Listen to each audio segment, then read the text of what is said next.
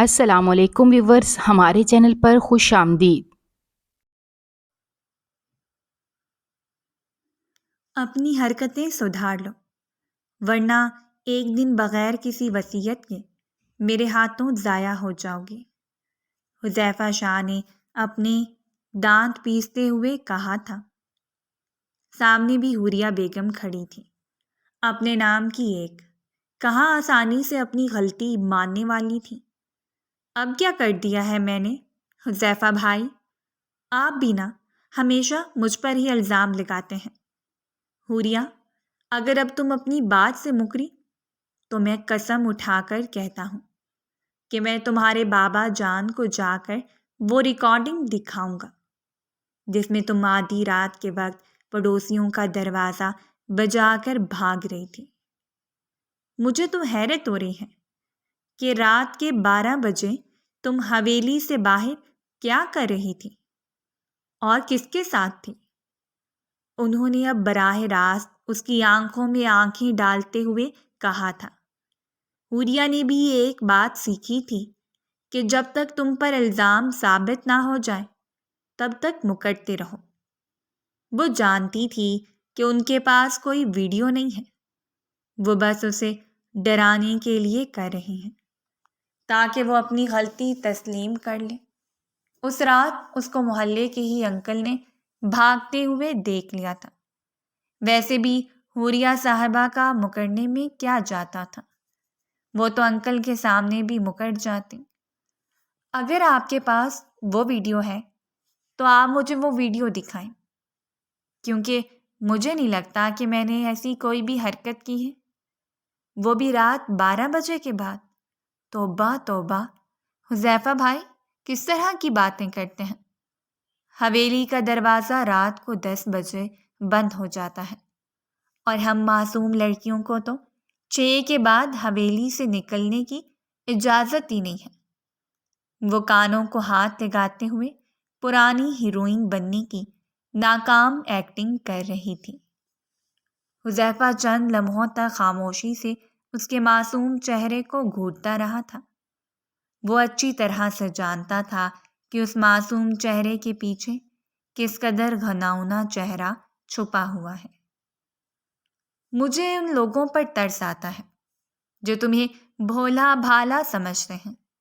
تم تو 100 آدمی بیچ کر کھا جاؤ اور تمہیں ڈکار بھی نہ آئے۔ یہ سن کر وہ بے ساختہ اپنی گردن پیچھے کو گرا کر ہنسنے لگی تھی۔ میں کوئی لطیفہ نہیں سنا رہا ہوں، حقیقت بیان کر رہا ہوں۔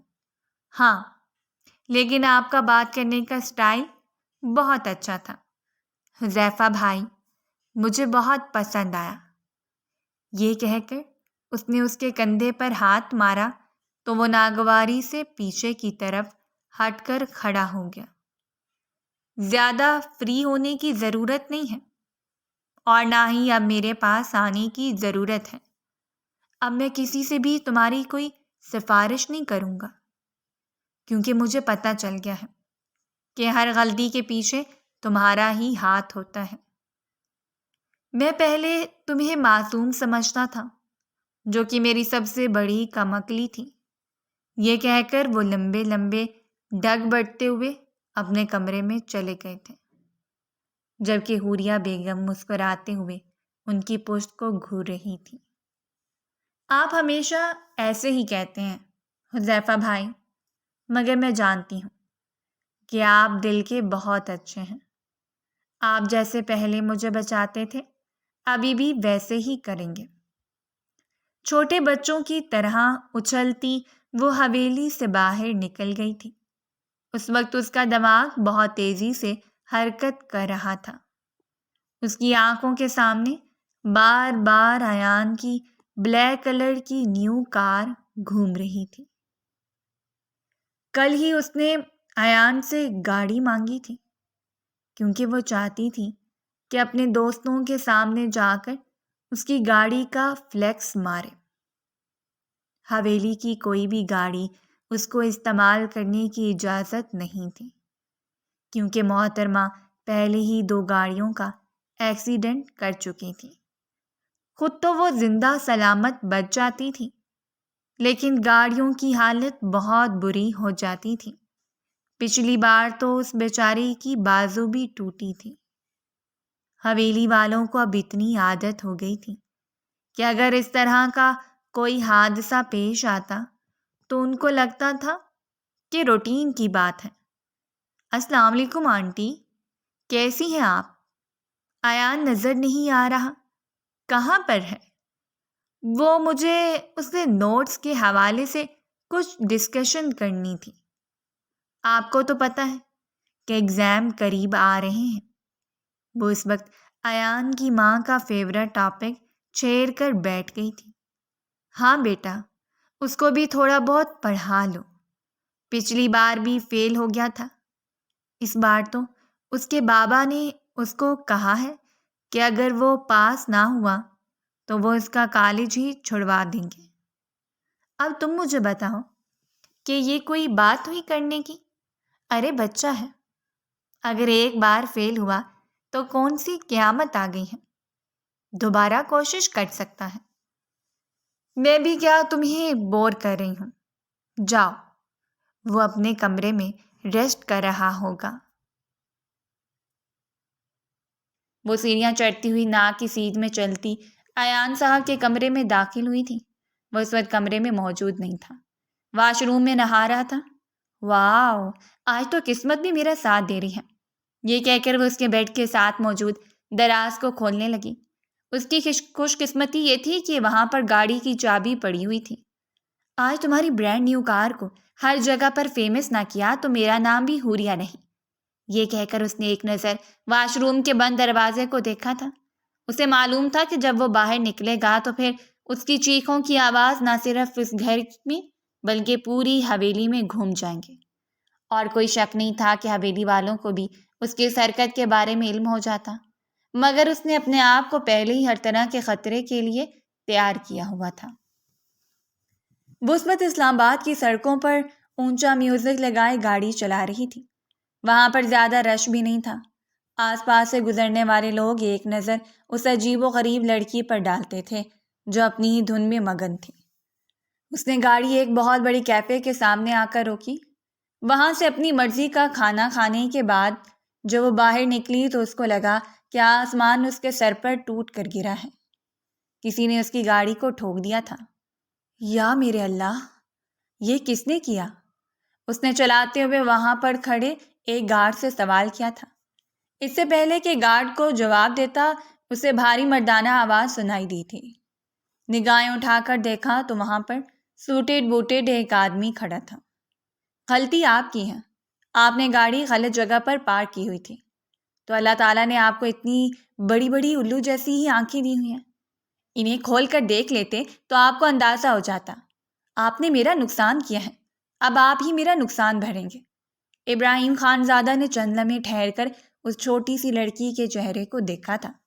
وہ اس لڑکی کو کیسے بھول سکتا تھا؟ 2 ہفتے پہلے ہی شہر کے سب سے بڑے کالج میں ایک ایونٹ ہوا تھا جہاں پر بڑے بڑے بزنس مین کو بھی مدعو کیا گیا تھا۔ وہاں پر اس لڑکی نے انارکلی کا رول ادا کیا تھا۔ اس نے اتنی زبردست ایکٹنگ کی تھی کہ سب لوگوں کی نگاہیں اسی پر ہی جمی ہوئی تھیں۔ اسے نگاہیں ہٹانا مشکل ہو گیا تھا، وہ بھی اس ایونٹ میں مہمان خصوصی تھا۔ اس نے جب اس لڑکی کو دیکھا تو اس کا دل زور زور سے دھڑکنے لگا۔ اس کے دل میں شدت سے یہ خواہش پیدا ہوئی تھی کہ وہ دوبارہ اس سے ملاقات کرے، لیکن اس ملاقات میں صرف وہ دونوں ہی ہوں۔ پھر بعد میں ایک بزنس میٹنگ کے سلسلے میں اسے گلگت جانا پڑا تھا۔ کل رات ہی اس کی واپسی ہوئی تھی اور اب آج وہ پھر سے اسی لڑکی سے ٹکرا گیا تھا۔ اور اگر میں یہ سب کچھ نہ کروں تو وہ جان بوجھ کر اس کو تنگ کر رہا تھا، تو پولیس میں جا کر آپ کے خلاف رپورٹ درج کروا دوں گی۔ اچھا، آپ کیا کہیں گی پولیس والوں کو کہ غلطی ساری میری ہے، میں نے غلط جگہ پر پارکنگ کی تھی؟ اگر آپ ایسا کہیں گے پھر تو آپ پر فائن ہو جائے گا، آپ کو تو ڈبل نقصان ہو جائے گا۔ وہ جان بوجھ کر اس طرح کی باتیں کر رہا تھا اور اس کے چہرے پر آنے والے اتار چڑھاؤ کو دیکھ کر محظوظ ہو رہا تھا۔ میں نے آپ سے زیادہ بدتمیز انسان اپنی ساری زندگی میں نہیں دیکھا ہے۔ بات کرتے کرتے وہ یکدم ہی خاموش ہو گئی تھی۔ حویلی والوں سے بحث کرنا ایک الگ بات تھی کیونکہ وہ اس کو جج نہیں کرتے تھے۔ اب سامنے کوئی اجنبی کھڑا تھا۔ وہ اپنی گاڑی کی طرف بڑھنے لگی تھی کہ اسے ابراہیم کی آواز سنائی دی۔ ٹھیک ہے، میں آپ کی گاڑی ریپیئر کروا دیتا ہوں، آپ کو یہ احسان کرنے کی ضرورت نہیں ہے۔ میں آپ پر احسان نہیں کہا، بلکہ میں تو آپ کو تنگ کر رہا تھا۔ مجھے نہیں لگتا کہ ہم دونوں میں ایسا کوئی رشتہ ہے جو آپ مجھے تنگ کریں، سپاٹ انداز میں کہتی وہ اپنی گاڑی میں بیٹھ کر وہاں سے جا چکی تھی، جبکہ ابراہیم بازو لپیٹے اس نخریلی لڑکی کی باتیں یاد کر کے محظوظ ہو رہا تھا۔ اس لڑکی کے بارے میں پتہ لگواؤ، یہ کون ہے؟ اس نے وہاں پر کھڑے اپنے گارڈ سے سوال کیا۔ ٹھیک ہے صاحب جی، رات تک آپ کے ٹیبل پر ساری انفارمیشن آ جائے گی۔ یہ عورت مجھے بہت انٹرسٹنگ لگی ہے صاحب جی، اگر آپ کہیں تو۔ گارڈ نے مانی کے اس انداز میں مسکراتے ہوئے ابراہیم کے چہرے کی طرف دیکھا، مگر اگلے ہی لمحے ابراہیم نے ایک زوردار مکہ اس کی ناک پر مارا۔ گارڈ کی ناک سے خون نکلنے لگا تھا۔ خبردار جو آج کے بعد تم نے اس لڑکی کے بارے میں اس طرح کی کوئی بات کی یا اس بارے میں سوچا بھی، اگر مجھے اندازہ ہو گیا تو میں تمہیں زندہ زمین کے اندر دفن کر دوں گا۔ صاحب جی غلطی ہو گئی ہے۔ گارڈ کو لگا تھا کہ وہ بھی ان معمولی لڑکیوں کی طرح ہی ہیں جس پر اس کے صاحب کا دل آتا ہے اور پھر جب دل بھر جاتا ہے تو وہ انہیں اپنی زندگی سے نکال دیتے ہیں، لیکن اس بار معاملہ سنگین تھا۔ اس بار وہ واقعی اس پر فدا ہو گیا تھا۔ رات کا وقت تھا، وہ دادی جان کے کمرے میں بیٹھا ہوا تھا۔ بیٹا شادی کے بارے میں کیا سوچا ہے تم نے؟ دادی جان سوچ رہا ہوں کہ کل ہی کر لوں، اس نے دھیمے سے لہجے میں مسکراتے ہوئے کہا تھا۔ یہ سن کر آمنہ بیگم بہت زیادہ پرجوش ہو گئی تھیں۔ کہیں کوئی لڑکی پسند تو نہیں آ گئی؟ اگر ایسی کوئی بات ہے تو مجھے فوراً بتاؤ، ہمیں اس کے گھر میں رشتہ لے کر جاؤں گی۔ دادی جان آپ نے یہ سب کچھ کرنا ہے، لیکن ابھی ٹھیک وقت نہیں آیا۔ ابھی مجھے اس کے بارے میں خود تھوڑا سا پتہ لگانے دیں، مجھے جاننے دیں کہ وہ لڑکی کیسی ہے، کیا وہ میرے ساتھ چل سکتی ہیں، کیا میں اسے قبول ہوں؟ ارے کوئی پاگل لڑکی ہی ہوگی جو تمہیں ریجیکٹ کرے گی، اور مجھے نہیں لگتا کہ ابھی اس دنیا میں ایسی کوئی لڑکی پیدا ہوئی ہے جو میرے پوتے سے شادی کرنے سے انکار کرے۔ یہ کہہ کر انہوں نے پیار سے اس کے چہرے پر ہاتھ پھیرا۔ اس کا دل ایک انجانی سی خوشی سے بھرا ہوا تھا۔ آج سے پہلے اسے ایسا کبھی محسوس نہیں ہوا تھا۔ اس چھوٹی سی لڑکی کی جتنی بھی پاکٹ منی تھی وہ ساری گاڑی کی ریپیئرنگ میں چلی گئی تھی۔ جب وہ گاڑی لے کر دوبارہ سے حویلی میں پہنچی تو وہاں پر صرف ایان نہیں تھا، بلکہ اس کے ساتھ ساتھ حذیفہ بھائی بھی کھڑے تھے۔ اس رات وہ اسے اس کے بابا کے پاس لے کر گئے تھے۔ یہ میں کیا سن رہا ہوں حوریہ؟ کیا اس وجہ سے میں نے تمہیں آزادی دی تھی؟ انسان میں ذرا سا لحاظ ہوتا ہے، ذرا سے مینرز ہوتے ہیں، تھوڑی سی تمیز ہوتی ہے۔ مجھے تو لگتا ہے کہ تم وہ سب کچھ ہی بھول چکی ہو۔ بابا جان غلطی ہو گئی ہے، وعدہ کرتی ہوں کہ دوبارہ ایسی غلطی نہیں کروں گی۔ اس کی آنکھوں میں فوراً سے آنسو آ گئے تھے اور پھر اچانک ہی وہ ہچکیوں سے رونے لگی۔ توبہ توبہ، آج سے پہلے میں نے اسے بڑے ڈرامے باز لڑکی اپنی ساری زندگی میں نہیں دیکھی۔ بابا آپ بھی تو دیکھیں نا کہ ایان میرے ساتھ کتنی زیادتی کرتا ہے۔ اس نے مجھ سے وعدہ کیا تھا کہ یہ مجھے اپنی گاڑی یوز کرنے دے گا۔ اس نے تو مجھ سے ایڈوانس میں پیسے بھی لے لیے تھے۔ یا میرے اللہ، مجھے صبر عظیم عطا فرما۔ ایان نے بے ساختہ اپنے رب کو پکارا تھا۔ وہ پیسے اس نے اس وجہ سے نہیں لیے تھے، محترمہ نے کالج سے پیپر چوری کرنے کی کوشش کی تھی اور میڈم نے ان کو پکڑ لیا تھا۔ میڈم نے ایان کو بلا کر اسے خاص تاکید کی تھی کہ تم نے اس کے پیرنٹس کو کالج میں لانا ہے، میں اس کے پیرنٹس سے بات کرنا چاہتی ہوں۔ ایان نے کہانی ڈالی تھی کہ اس کے پیرنٹس عمرہ کرنے کے لیے گئے ہوئے ہیں، ان کی واپسی 15 دن سے پہلے نہیں ہو سکتی ہے۔ حوریہ نے اپنے کالج میں جو نمبر دیا ہوا تھا وہ بھی ایان کا تھا۔ شام کے وقت ایان نے اپنے ایک دوست کے ذریعے موبائل فون پر ہی پرنسپل صاحبہ سے بات کی تھی، ان کی ساری شکایتیں سنی تھیں اور ان کو تسلی دی تھی کہ آپ بے فکر ہو جائیں، میں حوریہ سے اس بارے میں ضرور پوچھوں گا۔ اس سارے ڈرامے کے لیے ہی اس نے ایان کو پیسے دیے تھے۔ اگر وہ اس وقت اس کا منہ بند نہ کرتی تو پوری حویلی میں مشہور ہو جاتی کہ وہ کس طرح سے اتنے زیادہ نمبر حاصل کرتی تھیں۔ ایان کا دل کر رہا تھا کہ وہ اس کا پول کھول ڈالے، مگر وقت ٹھیک نہیں تھا۔ اگر ابھی وہ اس کے خلاف کچھ بولتا بھی تو کوئی فائدہ نہ ہوتا، کیونکہ وہ اپنے آنسوؤں سے اپنے باپ کو پگھلانے میں کامیاب ہو چکی تھی۔ ابھی وہ اس کو اپنے سینے سے لگائے اس کے سر کو پیار سے تھپک رہے تھے اور اسی اونچی آواز میں بات کرنے پر اسے معذرت کر رہے تھے۔ بابا جان، آپ کیوں مجھے شرمندہ کرے ہیں؟ بس آپ ایان کو کہیں کہ وہ مجھے پریشان مت کیا کرے، یہ مجھے بہت زیادہ تنگ کرتا ہے۔ تم بے فکر ہو جاؤ، ان دونوں سے تو میں پوچھتا ہوں۔ تم شاباش اپنے کمرے میں جاؤ اور ریسٹ کرو، تھک گئی ہوگی۔ اس کے سر پر پیار سے ہاتھ پھیر کر انہوں نے اسے کمرے میں بھیج دیا تھا۔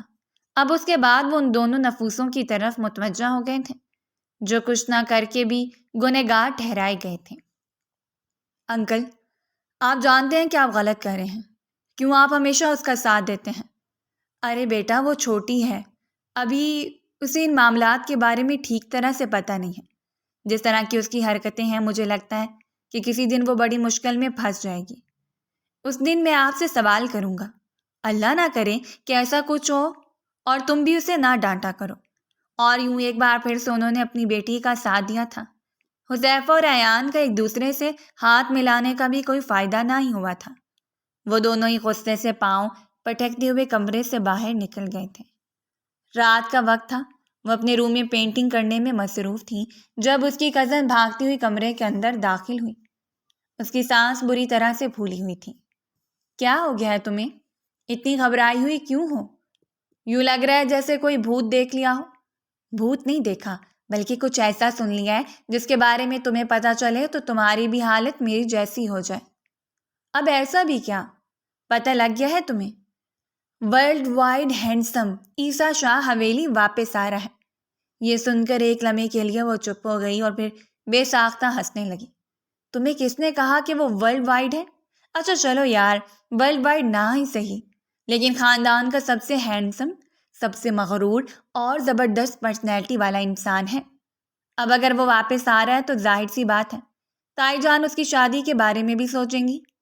کہیں تم ہمارے بگ برو کی بات تو نہیں کر رہی ہو؟ اللہ اللہ، میں تو کبھی بھی انہیں بڑا بھائی کہہ کر نہ پکاروں۔ تم سے زیادہ چالاک لڑکی میں نے اپنی ساری زندگی میں نہیں دیکھی۔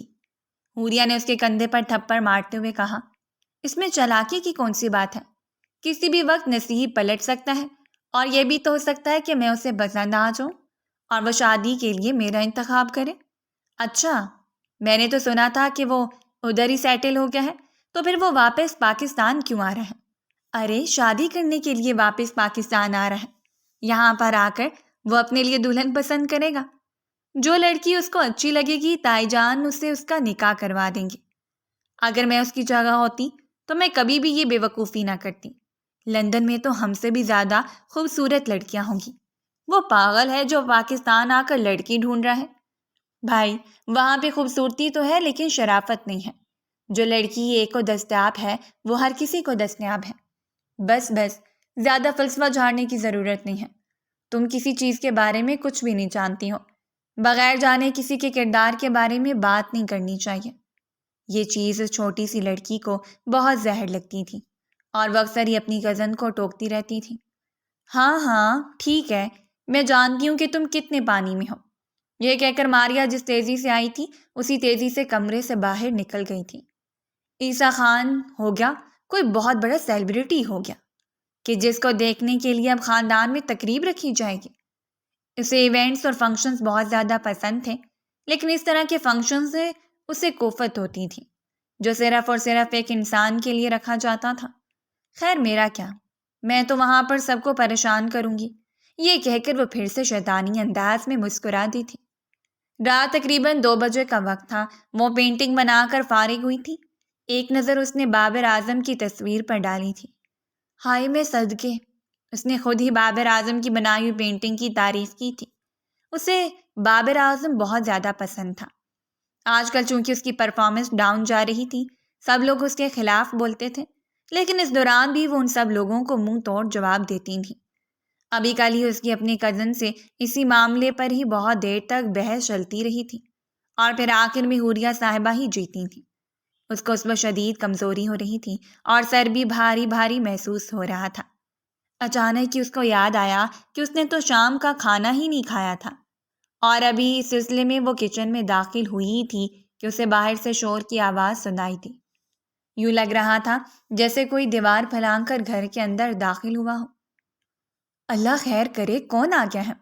اس نے اپنے دھڑکتے ہوئے دل کو سنبھالتے ہوئے اپنے آپ سے کہا۔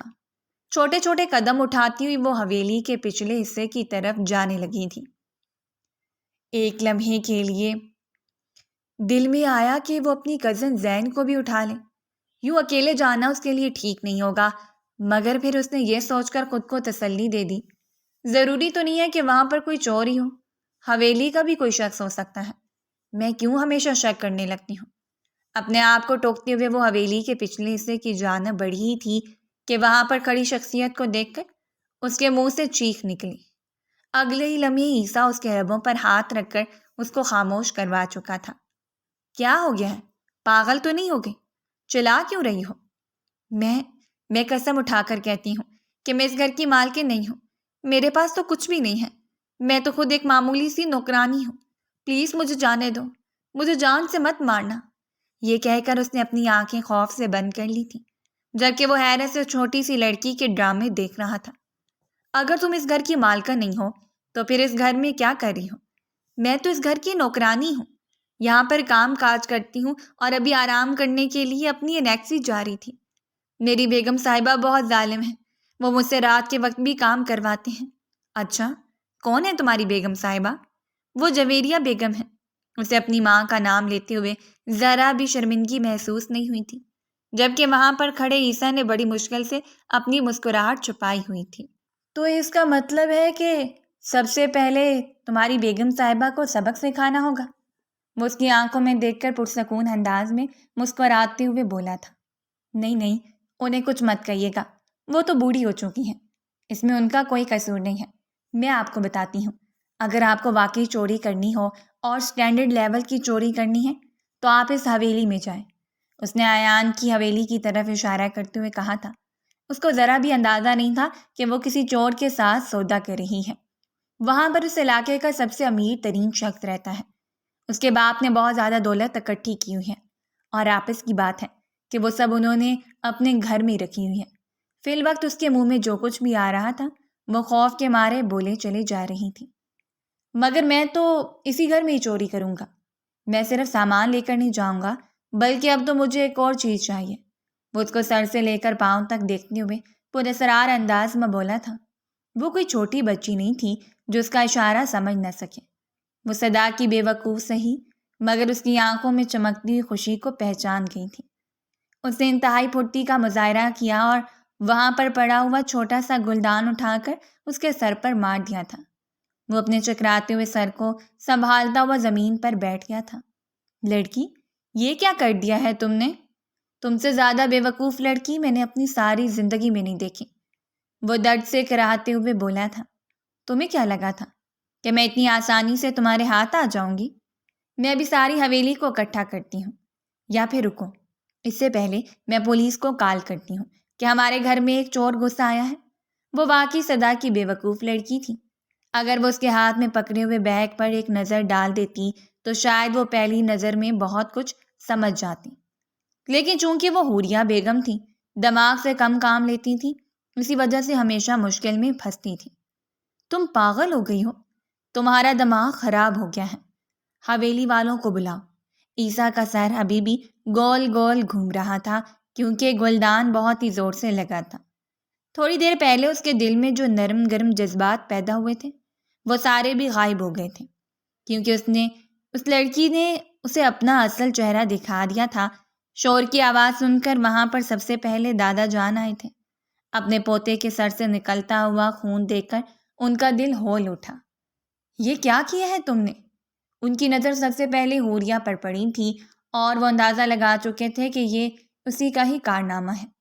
دادا جان، یہ چور ہے، اس لیے خود مجھے بتایا ہے کہ یہ ہمارے گھر چوری کے لیے آیا تھا، مگر دیکھیں کہ میں نے اس کو کیسے سبق سکھایا۔ اپنے بالوں کو ہوا میں لہراتی ہوئی وہ مسرور انداز میں بولی تھی۔ بے وقوف لڑکی، یہ چور نہیں ہے، عیسیٰ ہے، اس حویلی کا سب سے بڑا بیٹا۔ انہوں نے اسے ڈپٹا۔ اب حیرت کے سمندر میں غوطہ زن ہونے کی باری حوریہ بیگم کی تھی۔ یا میرے اللہ، یہ میں نے کیا کر دیا؟ ہمیشہ کیوں بے وقوفی کر دیتی ہوں؟ میں اپنے دماغ سے کام کیوں نہیں لیتی ہوں؟ تمہارے پاس دماغ ہوگا تو کام لوگی نا، حذیفہ اس کی بات کاٹتے ہوئے بولا۔ عیسیٰ صاحب نے سوچا ہوا تھا کہ وہ آج جا کر حویلی والوں کو سرپرائز دیں گے۔ حویلی والے ان کو یوں اچانک سے دیکھ کر خوش ہو جائیں گے۔ اس کے وہم و گمان میں بھی نہیں تھا کہ یہ سرپرائز اس پر الٹا ہو جائے گا۔ ابھی وہ حویلی کے لاؤنج میں نہیں بلکہ اسپتال کے کمرے میں موجود تھا۔ سر ابھی بھی درد سے پھٹا جا رہا تھا۔ پین کلر کا بھی کوئی فائدہ نہیں ہوا تھا۔ اس کو لگ رہا تھا کہ کوئی اس کے سر پر زور زور سے کیلیں ٹھوک رہا ہو۔ کون ہے وہ بے وقوف لڑکی؟ اس نے اپنے پہلو میں بیٹھے ہوئے ایان کو مخاطب کرتے ہوئے سوال کیا تھا۔ اس حویلی کی سب سے چھوٹی اور لاڈلی بیٹی ہے۔ اگر تو آپ اس کو سبق سکھانے کے بارے میں سوچ رہے ہیں تو میں آپ کو بھائیوں والا مشورہ دیتا ہوں کہ یہ خیال اپنے ذہن سے نکال دیں، کیونکہ اس لڑکی کو کوئی کچھ بھی نہیں کہتا ہے۔ دادا جان کی فیورٹ ہے، اپنے بابا کے جگر کا ٹوٹا ہے۔ پہلے تو میں اسے کچھ بھی نہ کہتا، لیکن اب اس نے جو حرکت کی ہے اس کے بعد اسے سبق سکھانا ہی پڑے گا۔ آخر وہ اپنے گھر میں آنے والے کسی مہمان کے ساتھ ایسا کیسے کر سکتی ہیں؟ بھائی ویسے ایک اور بات کہوں، اگر آپ برا نہ منائیں؟ تو ایان اس کی بات کاٹتے ہوئے بولا، میں تمہیں 5 بار انکار کر چکا ہوں، لیکن 5 بار تم نے وہی بات کی ہے جس سے مجھے برا لگا ہے، تو ابھی میرے انکار کا کوئی فائدہ نہیں ہوگا۔ تمہیں جو کچھ کہنا ہے کہو۔ بھائی ویسے وہ دل کی بری نہیں ہے۔ یہ کہہ کر وہ بھاگتا ہوا کمرے سے باہر نکل گیا تھا۔ اس کے جانے کے بعد وہ بھی دھیمے سے انداز میں مسکرا دیا تھا۔ اس لڑکی نے میرا سر پھوڑا ہے، مگر اس کے باوجود بھی وہ مجھے اچھی لگ رہی ہے، ایسا کیوں؟ اس نے اپنے آپ سے سوال کیا۔ یہ جواب تو اس کے پاس نہیں تھا، اور جو جواب اس کا دل دے رہا تھا وہ سننے کے لیے تیار نہیں تھا۔ امریکہ سے کئی سال بعد جب وہ پاکستان واپس آیا تو پہلے ہی دن ایک سر پھری کزن سے ٹکر ہو گئی۔ وہ دوپہر کے وقت حویلی واپس آیا تھا، پورا دن سوتا رہا تھا۔ شام کے وقت وہ سب لوگوں کے ساتھ بیٹھا ہوا تھا، مگر اسے وہ چھوٹی سی لڑکی کہیں بھی نظر نہیں آ رہی تھی۔ تمہاری وہ پاگل کزن کہاں ہے؟ اس نے ایان سے سوال کیا۔ دراصل وہ آپ سے شرما رہی ہیں، بلکہ شرما نہیں، وہ گھبرا رہی ہیں۔ ایان اپنے سر پر ہاتھ مارتے ہوئے بولا، اسے ووکیبلری کی تھوڑی سی قلت ہوتی ہے، الفاظ کے چناؤ کرنے میں اسے ہمیشہ ہی بہت زیادہ پریشانی ہوتی تھی۔ اس بات کا بھی اندازہ اسے ہو گیا تھا۔ خیر، اسے کہو کہ شرمانے کی ضرورت نہیں ہے، مجھ سے آ کر ملے۔ مجھے لگ رہا ہے کہ آپ اس کی ذات میں کچھ زیادہ ہی دلچسپی لے رہے ہیں۔ ایان نے اپنی آنکھیں چھوٹی چھوٹی کر کے گھورتے ہوئے کہا۔ یوں لگ رہا ہے جیسے وہ اس کا ایکسیڈنٹ لینے کی کوشش کر رہا ہو۔ چھوٹے ہو تو چھوٹے ہی رہو، زیادہ بڑے بننے کی ضرورت نہیں ہے، اور اپنی ان آنکھوں کو بھی لگام دو۔ بھائی صاحب معذرت کرتا ہوں، غلطی ہو گئی ہے۔ یہ کہہ کر وہ چھوٹی سی لڑکی کے کمرے کی طرف چلا گیا تھا، جو ابھی تک چادر سر پر تانے لیٹی ہوئی تھی۔ ماریا اس کی منتیں کر کر کے تھک گئی تھی کہ باہر چلو، وہ تمہیں کچھ بھی نہیں کہے گا، وہ تمہیں کھا نہیں جائے گا، وہ تو خود تمہارا نام 3 بار لے چکا ہے۔ مجھے شرمندگی ہو رہی ہے، وہ کیا سوچے گا کہ میں نے اپنے گھر میں آنے والے مہمان کے ساتھ کیسا سلوک کیا۔ فکر مت کرو، ہر کسی کو تمہارے بارے میں پتہ ہے کہ تم اوپر سے تھوڑی سی فارغ ہو۔ یہ آواز ایان کی تھی۔ تمہیں کسی نے عقل نہیں سکھائی کہ بغیر اجازت کے لیڈیز کے کمرے میں داخل نہیں ہوتے ہیں؟ تم اپنے آپ کو لیڈی کس بنیاد پر کہہ رہی ہو؟ حرکتیں ساری تو تمہاری لڑکوں والی ہیں۔ ایان کے بلانے پر بھی وہ باہر نہیں گئی تھی، لیکن جب دادی جان اسے لینے کے لیے آئیں تو وہ انکار نہیں کر سکی۔ ابھی وہ لاؤنج میں اپنی کزنوں کے ساتھ ہی بیٹھی ہوئی تھی۔ اس کے لیے زیادہ دیر تک سیریس رہنا بھی مشکل نہیں تھا، اور پھر اگلے ہی لمحے وہ اپنی پرانی حرکتوں پر اتر آئے تھے۔ آج چونکہ سارا خاندان ہی ان کی حویلی میں اکٹھا ہوا تھا، جس کی وجہ سے اس کے پاس اچھا موقع تھا۔ وہاں پر موجود سب لڑکی کی نگاہیں اس واحد انسان پارٹی کی ہوئی تھی جس کے لیے یہ ساری پارٹی رکھی گئی تھی، مگر وہ انسان بار بار اس چھوٹی سی لڑکی کو ہی دیکھ رہا تھا اور اندازہ لگانے کی کوشش کر رہا تھا کہ اب اس کی شیطانی دماغ میں کیا چل رہا ہے۔ اچانک ہی خاندان کی ایک عورت نے اس سے سوال کیا، یہ سر پر پٹی کیوں باندھی ہوئی ہے؟ کیا ہوا ہے تمہیں؟ اس سے پہلے کہ وہ کوئی جواب اس کی ماں بول پڑی، تمہیں تو پتہ ہے حوریہ کی فضول حرکتوں کے بارے میں، کس قدر بچکانہ حرکتیں ہیں اس کی، پتہ نہیں کیا بنے گا اس کا۔ اسی نے ہی اس کے سر پر گلدان مارا ہے۔ ہائے ہائے، گلدان مار دیا؟ اس کو ذرا شرم نہیں آئی؟ ارے آنٹی، یہ سب کچھ غلطی سے ہوا تھا، اور انجانے میں ہوا تھا۔ اس نے صفائی دینا چاہی مگر کوئی فائدہ نہیں تھا، کیونکہ اب اس کی ماں اور وہ عورت دونوں ہی حوریہ کی ذات میں قصیدے پڑھنے لگی تھیں۔ یہ سن کر اسے بہت برا لگ رہا تھا۔ زندگی میں پہلی بار اسے کوئی عورت پسند آئی تھی، کوئی عورت اپنے دل کے قریب لگی تھی۔ وہ کیسے اس عورت کے خلاف باتیں سن سکتا تھا؟ وہاں پر اس نے ان کو خاموش تو کروا دیا، مگر اس کا دل ایک عجیب سی بے چینی سے بھر گیا تھا۔ اسے امید نہیں تھی کہ اس کی ماں حوریہ کے بارے میں اس طرح کی باتیں کہیں گی، کیونکہ حوریہ جب بھی ان کے سامنے جاتی تھی تو وہ اس کی تعریفوں میں زمین آسمان کے کلابے ملاتی تھی، اس کو اپنی بیٹی کہتے نہ تھکتی تھی، مگر اب وہ اس کی یوں برائیاں کر رہی تھیں جیسے وہ اس کے لیے سب سے زیادہ قابل نفرت ہو۔ رات کے وقت وہ اپنے کمرے میں لیٹا آرام کر رہا تھا جب اس کی ماں کمرے کے اندر داخل ہوئی۔ مجھے ایسا کیوں لگ رہا ہے کہ تمہیں حوریہ پسند آ گئی ہے؟ امی، مجھے اس کی شخصیت تھوڑی سی اچھی لگتی ہے، بس اور کچھ بھی نہیں۔ میں کہتا ہوں کہ ہر انسان کو ایسا ہی ہونا چاہیے۔ تو کیا اب تم اس سے شادی کرنا چاہتے ہو؟ توبہ کریں امی، میں نے یہ سب کچھ کب کہا ہے؟ میں بس یہ کہہ رہا ہوں کہ وہ اچھی لڑکی ہے۔ جہاں تک شادی کا سوال ہے تو وہ میں کسی میچور لڑکی سے کروں گا۔ اب میرا اور اس کی عمر کے درمیان فرق بھی تو دیکھ لیں، میں اس سے 8 سال بڑا ہوں۔ مگر تمہارے دادا جان تو کچھ اور ہی سوچ کر بیٹھے ہوئے ہیں۔ یہ بات تم بہت اچھے طریقے سے جانتے ہو کہ اس حویلی میں وہی سب کچھ ہوتا ہے جو تمہارے دادا جان چاہتے ہیں، مگر وہ میرے ساتھ زبردستی نہیں کر سکتے ہیں۔ اپنی مرضی سے شادی کرنے کا اختیار میرے پاس موجود ہے۔ نازنین بیگم کے لبوں پر ایک پیاری سی مسکراہٹ پھیل گئی تھی، یعنی جو کچھ وہ چاہتی تھی ویسا ہی ہونے والا تھا۔ خدا کا شکر تھا کہ حوریہ نے ان کے بیٹے کو اپنے جال میں نہیں پھنسایا تھا۔ یہی سوچ سوچ کر وہ خوش ہو رہی تھی۔ شروع کے کچھ دنوں میں تو اسے حوریہ کی حرکتیں اچھی لگیں، مگر وہ حد سے زیادہ شرارتی تھی، اور اتنا شرارتی کسی کو نہیں ہونا چاہیے تھا۔ اس نے سب کی ناک میں دم کر کے رکھا ہوا تھا، اور اب ناموں کی فہرست میں سب سے پہلے نمبر پر عیسیٰ صاحب کا نام تھا۔ شام کے وقت اس نے حوریہ کو اپنے دوستوں کے ساتھ جانے سے منع کر دیا تھا، اور اسی بات کا اس نے بتنگر بنایا تھا۔ جب وہ اپنے کمرے میں واپس گیا تو اس نے دیکھا کہ اس کی وارڈروب کھلی ہوئی تھی، سارے کپڑے زمین پر پڑے ہوئے تھے، اس کے شوز میں کاکروچز موجود تھے۔ وہ غصے کے بل چلایا تھا۔ حوریہ جو کہ اپنے کمرے میں بیٹھی ایک بار پھر سے بابر اعظم کی پینٹنگ بنانے میں مصروف ہو گئی تھی، اس کی آواز سن کر جی جان سے کانپ اٹھی، مگر فوراً سے خود پر قابو پایا اور یوں ظاہر کرنے لگی جیسے اس کا سب کے ساتھ کسی قسم کا کوئی تعلق ہی نہیں ہے۔ اگلے لمحے وہ دروازہ کھول کر کمرے کے اندر داخل ہوا تھا۔ کیا سوچ کر تم میرے کمرے میں داخل ہوئی تھی؟ اس نے حوریہ کو بازو سے پکڑ کر دبوچتے ہوئے کہا۔ کیا کر رہے ہیں آپ؟ چھوڑیں مجھے، پاگل ہو گئے ہیں کیا؟ تکلیف ہو رہی ہے مجھے۔ میں تم سے پوچھ رہا ہوں کہ تم میری اجازت کے بغیر میرے کمرے میں داخل کیسے ہوئی؟ آپ مجھ پر الزام لگا رہے ہیں۔ جب اس نے اسے وہ ریکارڈنگ دکھائی جس میں اس کے کمرے کا حال بگاڑ رہی تھی تو حوریہ کو اپنے قدموں کے نیچے سے زمین نکلتی ہوئی محسوس ہوئی تھی۔ تمہارا دماغ تو میں بہت جلد ٹھکانے لگاتا ہوں، تم کو زیادہ ہی ہواؤں میں اڑنے لگی ہو۔ جب تک تمہیں سبق نہ سکھایا جائے تب تک تمہیں عقل نہیں آئے گی۔ اس کے سر پر اپنی دونوں انگلیوں سے زور زور سے مارتا وہ وہاں سے چلا گیا تھا، اور پھر کچھ ہی دنوں کے بعد وہ اسے اور ایان کو لے کر اپنے آفس چلا گیا، کیونکہ اسے اس سے زیادہ بہترین کام اور کوئی بھی نہیں لگا تھا۔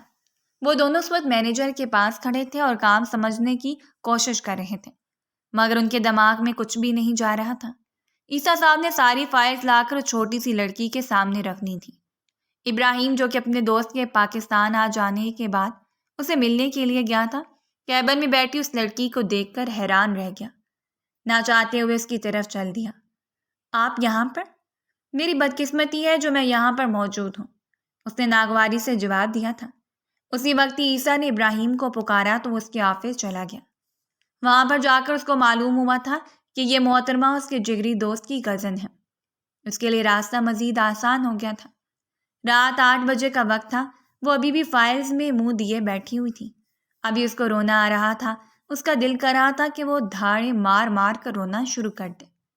سب سے زیادہ غصہ تو اسے عیسیٰ صاحب پر آ رہا تھا، جس کی وجہ سے وہ اس قدر بڑی مشکل میں پھنسی تھی۔ مجھے صرف ایک موقع ملے، میں اس انسان کو تگنی کا ناچ نچا دوں گی۔ وہ نہیں جانتی تھی کہ عیسیٰ اس کے پیچھے کھڑا ہے اور اس کی ساری باتیں سن رہا ہے۔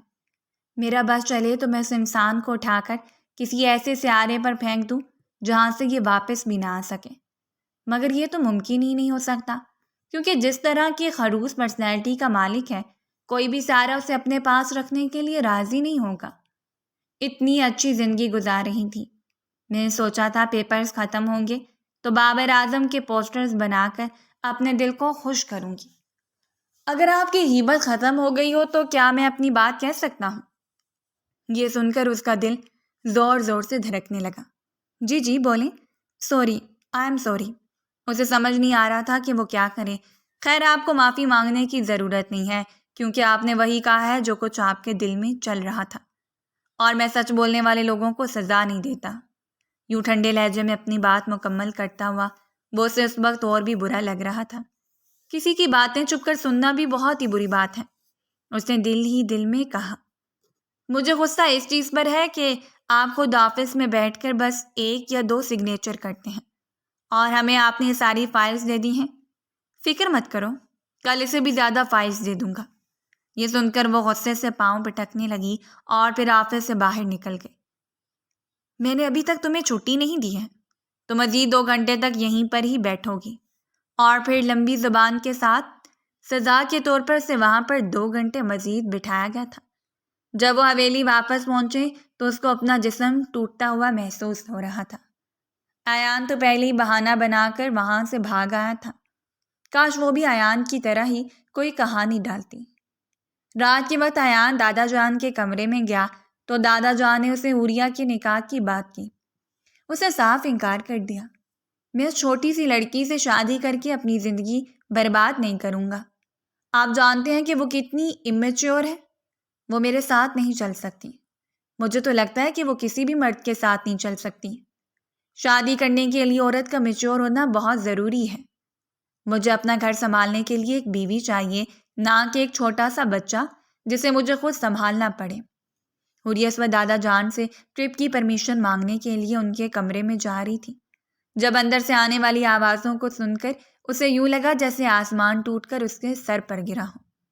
جب سے اس کو پتا چلا تھا کہ اس کی عیسیٰ شاہ سے منگنی ہو گئی ہے، تب سے وہ اپنے دل میں اس کے لیے ہلکے پھلکے جذبات محسوس کرنے لگی تھی۔ وہ انسانوں سے اپنے دل کے بے حد قریب اور اچھا لگنے لگا تھا۔ جب بھی وہ اس کو سوچتی تھی تو اس کا دل خوشی سے کھل اٹھتا تھا۔ وہ اس کی ڈانٹ کا بھی برا نہیں مناتی تھی۔ اس کے وہم و گمان میں بھی نہیں تھا کہ وہ انسان اس کے بارے میں اس طرح کے خیالات رکھتا ہوگا۔ وہ اپنی جگہ پر جم کر کھڑی ہو گئی تھی کہ اچانک کہ دروازہ کھلا۔ عیسیٰ باہر نکلنے لگا تھا کہ اس کو دیکھ کر ٹھٹک کر اپنی جگہ پر رک گیا۔ چھپ کر کسی کی باتیں سننا بہت ہی بری عادت ہے، یہ کہہ کر اس کے سر کو ہلکا سا تھپکتا ہوا وہ وہاں سے جا چکا تھا۔ یعنی اس کو اپنے کہے پر ذرا بھی شرمندگی نہیں تھی، اس کو اپنے کہے پر ذرا بھی پچھتاوا نہیں تھا۔ اس کو لگ رہا تھا کہ جو کچھ اس نے کہا ہے بالکل ٹھیک کہا ہے۔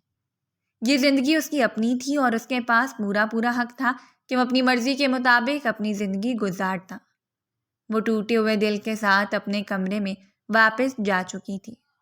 اس نے فیصلہ کر لیا تھا کہ اب چاہے کچھ بھی ہو جائے وہ اس انسان کے سامنے نہیں جائے گی اور نہ ہی کسی قسم کی کوئی شرارت کرے گی۔ اس کی ساری میچورٹی اسی رات ہی ختم ہو گئی تھی۔ صبح جب وہ ناشتے کی ٹیبل پر گیا تو وہاں پر بیٹھی اس چھوٹی سی لڑکی کو دیکھ کر اپنی مسکراہٹ دبانے کی ناکام کوشش کی، کیونکہ زندگی میں پہلی بار ہوا تھا کہ اس کو آوازیں دینے کی ضرورت نہیں پڑی تھی۔ حویلی میں رواج تھا چاہے کچھ بھی ہو جائے سب لوگوں نے ایک ساتھ ہی ناشتہ کرنا ہے۔ حوریہ کی عادت سے سب لوگ ہی واقف تھے کہ وہ صبح 6 بجے کورین ڈرامے دیکھ کر سوتی تھی، اور پھر جب 7 بجے اسے ناشتے کے لیے اٹھایا جاتا تھا تو وہ پورے گھر کو سر پر اٹھا لیتی تھی۔ لگتا ہے کہ آج آپ نے اپنی نیند پوری کی ہے، اس کے پہلو میں کرسی کھینچ کر بیٹھتا ہوا وہ شرارتی انداز میں بولا تھا۔ حوریہ نے اس کو جواب دینا ضروری نہیں سمجھا تھا۔ جلدی سے تیار ہو کر آؤ، میں تمہارا انتظار کر رہا ہوں۔ میں آپ کے ساتھ آفس نہیں جاؤں گی۔ میں تم سے پوچھ نہیں رہا بلکہ تمہیں بتا رہا ہوں، فوراً سے یہاں پر پہنچو۔ حوریہ نے نظر اپنے بابا پر ڈالی مگر انہوں نے کندھے اچکا دیے تھے۔ وہ ہر معاملے میں اس کا ساتھ دیتے تھے، لیکن جہاں پر عیسیٰ کی بات آتی تھی تو وہ انجان بن جاتے تھے۔ کبھی کبھار تو اس کو لگتا تھا کہ وہ اس سے بھی زیادہ عیسیٰ سے محبت کرتے ہیں۔ وہ منہ پھلا کر گاڑی میں بیٹھی ہوئی تھی۔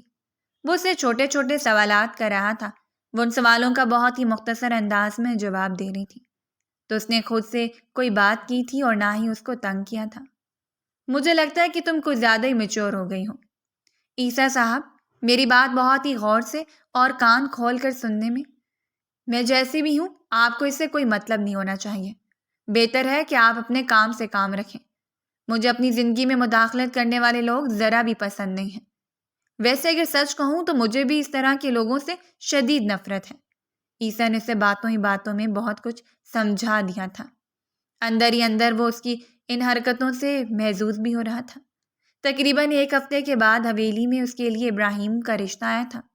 ابھی گھر والے اس پر سوچ بچار کر رہے تھے کہ وہ دادا جان کے کمرے میں کہی اور 2 ٹوک انداز میں کہہ دیا کہ میں ابراہیم سے نکاح کروں گی، آپ جلد از جلد اس سے میرا نکاح کروا دیں۔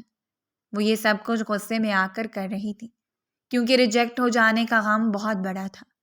دادا جان حیران رہ گئے تھے۔ کیا تم اسے جانتی ہو؟ میں نہ صرف اسے جانتی ہوں بلکہ وہ شخص مجھے پسند بھی ہے۔ مجھے لگتا ہے کہ میں اس کے ساتھ ایک پرسکون زندگی گزاروں گی۔ یہی بات اس نے اپنی ماں کو بھی بتائی تھی۔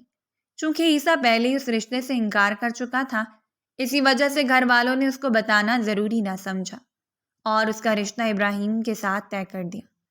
2 دنوں کے بعد عیسیٰ آپ کو اس بارے میں معلوم ہوا تو وہ تن فن کرتا ہوا دادا جان کے کمرے میں پہنچ گیا۔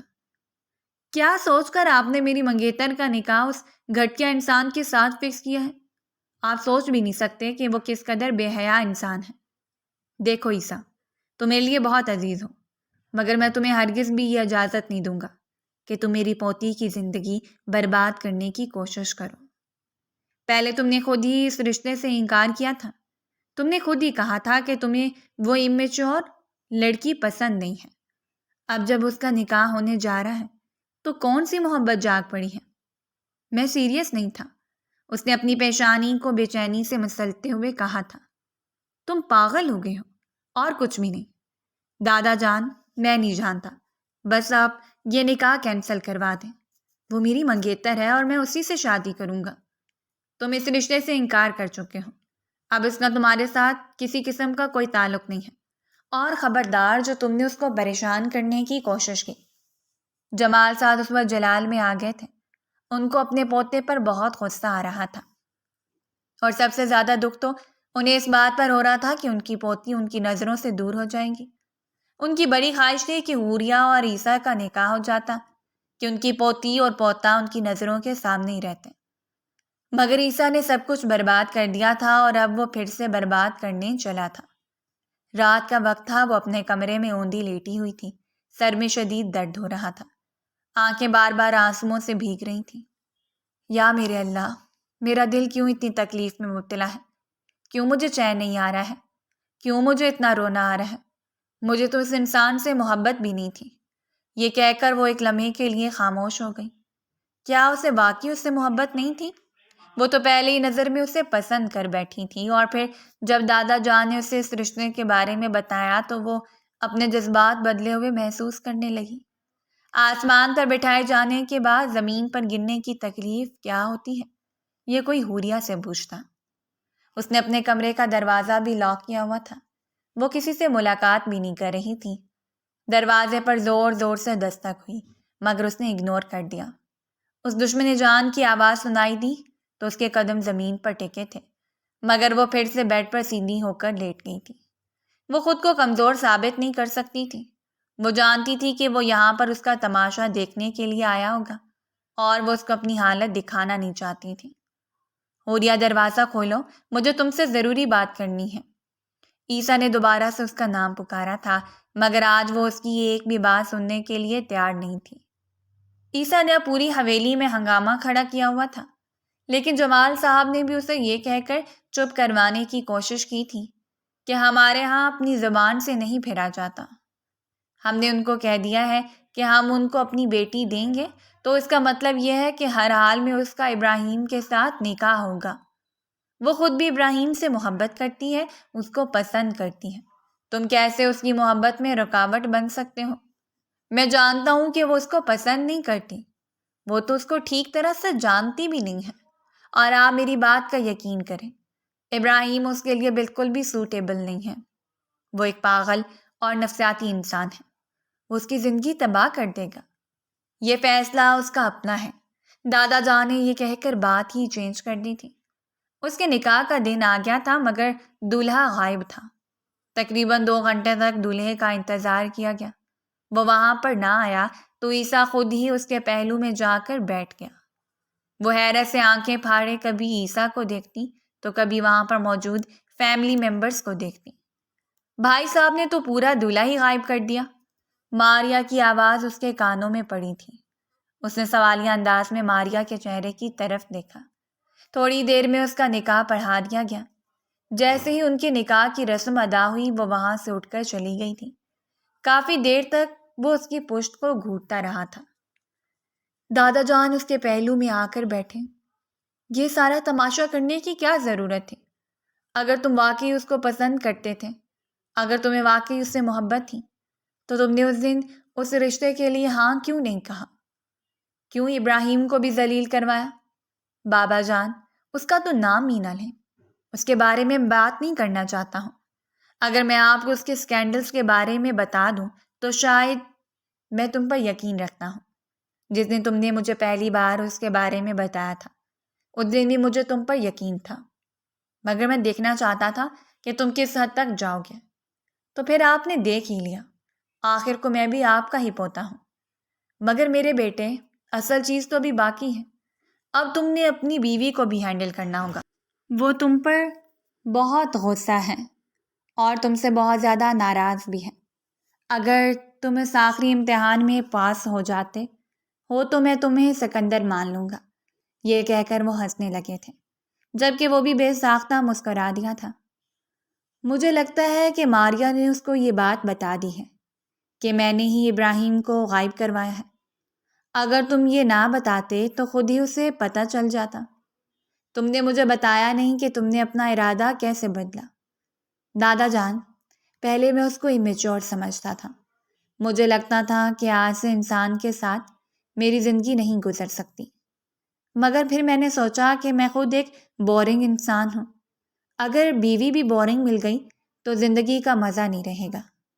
اور جس دن آپ نے کسی اور سے اس کی شادی کی بات کی تھی، اس دن مجھے اپنے دل میں تبدیلی ہوتی محسوس ہوئی تھی۔ اس دن مجھے اس بات کا پتہ چلا تھا کہ وہ لڑکی میرے لیے بہت خاص ہے اور میں اسے واقعی اپنی زندگی میں اپنی بیوی کے طور پر شامل کرنا چاہتا ہوں۔ رات کے وقت جب وہ اپنے کمرے میں گیا تو وہ کہیں بھی موجود نہیں تھی۔ اس کو اندازہ تھا کہ وہ چینج کر چکی ہوگی۔ اس وقت بالکونی میں کھڑی، جیسے ہی اس نے بالکونی کا دروازہ کھولا، ایک سفید رنگ کا پاؤڈر اس کے سر کے اوپر آ کر گرا۔ اس نے ایک گہری سانس خارج کی۔ اب اس میں آخری دم تک یہ سب کچھ سہنا۔ وہ بالکنی میں کھڑی اس کو خون خوار انداز میں دیکھ رہی تھی۔ غصے کیے بغیر وہ نارمل طریقے سے اس کے سامنے جا کر کھڑا ہو گیا۔ چلو، مجھے تم سے بات کرنی ہے، مگر مجھے آپ سے کوئی بھی بات نہیں کرنی ہے۔ یہ کہہ کر اس نے زور سے اس کے سینے پر تھپڑ مارے۔ وہ یہ خاموشی سے سہتا رہا۔ آپ نے میرا دل توڑا ہے اور میں آپ سے ناراض ہوں۔ میں جانتا ہوں کہ مجھ سے غلطی ہو گئی تھی۔ اگر تم کہو تو میں تمہارے قدموں میں گر کر تم سے معافی مانگنے کے لیے تیار ہوں۔